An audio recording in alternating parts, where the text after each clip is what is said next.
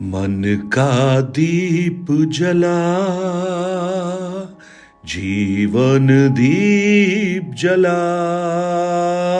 ख्वाबों में खोया है, जाग जरा मत वाले हो, ख्वाबों में खोया है, जाग जरा मत वाले, मन का दीप जला।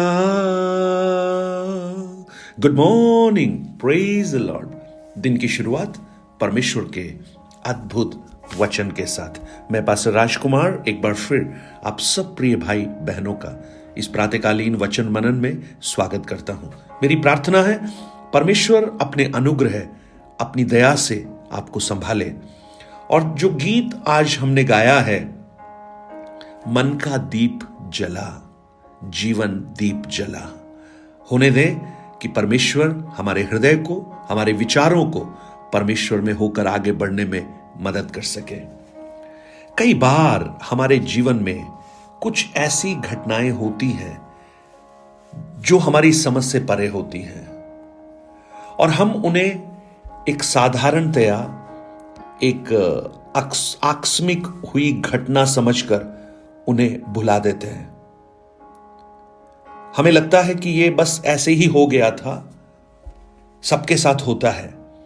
लेकिन मैं आपको ये बताना चाहता हूं कि कई बार हमारे जीवन में कुछ ऐसी परिस्थितियों को परमेश्वर लेकर आता है, कुछ ऐसी घटनाओं को परमेश्वर लेकर आता है जिसके द्वारा वो हमें अपनी ओर आकर्षित करना चाहता है, क्योंकि उसके पास हमारे लिए एक बहुत बड़ी योजना होती है और उस योजना की पूर्ति के लिए वो हमें विशिष्ट परिस्थितियों में से होकर लेकर जाता है, जहां पर हम ये समझ पाए कि हम परमेश्वर की उस योजना का हिस्सा बन सकते हैं। इसलिए जब हम कुछ परिस्थितियों से होकर गुजरते हैं तो हमें एक आत्मिक दृष्टिकोण रखते हुए हमें यह समझने की आवश्यकता है कि मेरे जीवन में ऐसा क्यों हो रहा है। आज मैं आपका ध्यान निर्गमन की पुस्तक 3 अध्याय की ओर लाना चाहूंगा, जहां पर मूसा अपने ससुर यित्रो की भेड़ बकरियों को चराता है और वो होरेब नामक पर्वत के पास उन भेड़ बकरियों को चराने के लिए लेकर जाता है।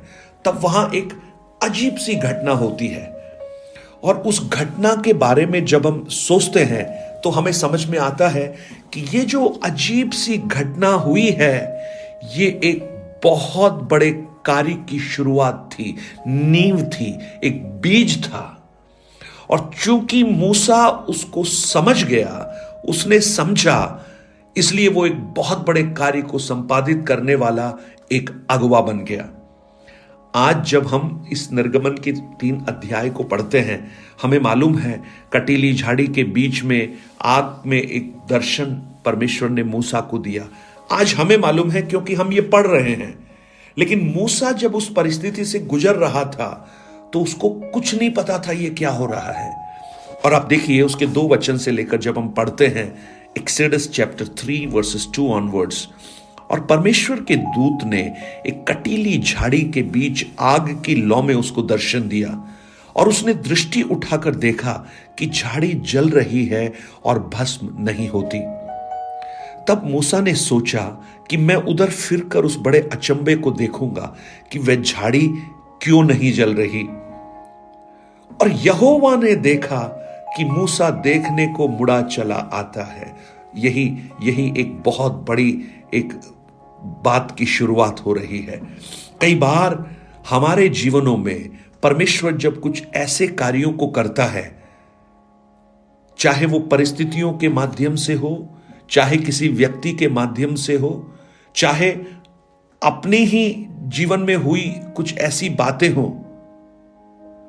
हम कई बार उसे समझ नहीं पाते और उसे अनदेखा कर चले जाते हैं। हमें लगता है कि ये तो एक रूटीन सी बात है, हो गया होगा।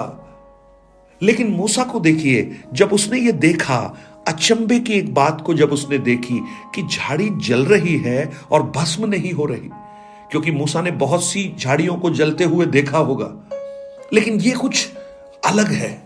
और मूसा के मन की उस क्यूरियोसिटी ने एक बहुत बड़े काम की शुरुआत को अंजाम दिया। और मूसा क्या सोच रहा है कि मैं जाकर देखता हूं ये भस्म क्यों नहीं हो रही।